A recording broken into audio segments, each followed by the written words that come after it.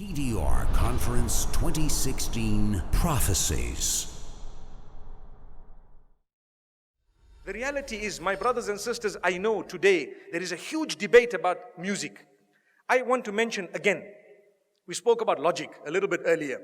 We know from a religious perspective, the ruling.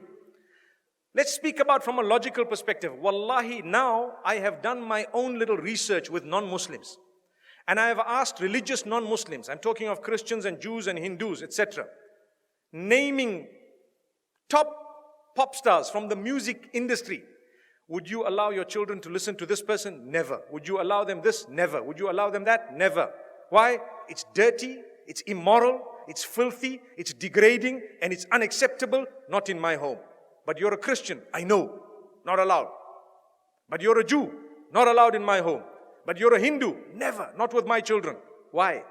Because the industry is dirty, that's what it is. So people argue, no, there is maybe perhaps, I do agree. Perhaps the duf is permissible within certain limits, Perhaps if you are singing an Islamic song with beautiful meanings, perhaps within limits, there is a certain permissibility. But here I'm speaking of the musical instruments and the music industry, whereby people start shaking. I don't even know what. It comes naturally. They say it's natural. It's not natural. It's shaitan's way of controlling you.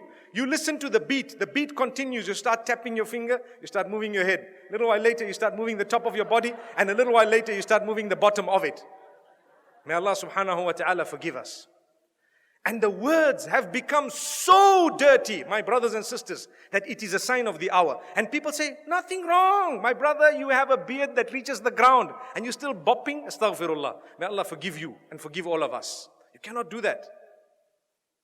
We need to be careful. I want to teach you something very, very beautiful.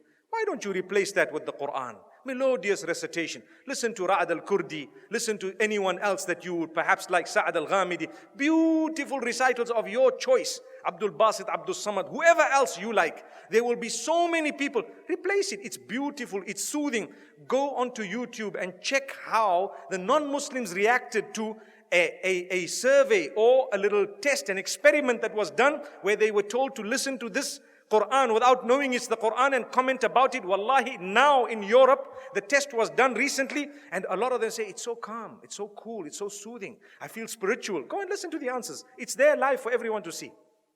And we Muslims who have the Quran, we are not achieving any soothing, no comfort, no nothing from this. How and why? Surely you can replace it. I would rather be resurrected and arrive in the presence of Allah subhanahu wa ta'ala, having known as a person who gave up dirty music for the words of yours, O Allah. I didn't want to listen to all of this. I gave it up. I know there was a debate about halal, haram. I do know the majority of the scholars said it's not permissible. I do know some of them said, okay, within a certain scope it's okay. But remember, those who say within a certain scope it's okay, none of them say that the musical industry of today is permissible. Not even one of them.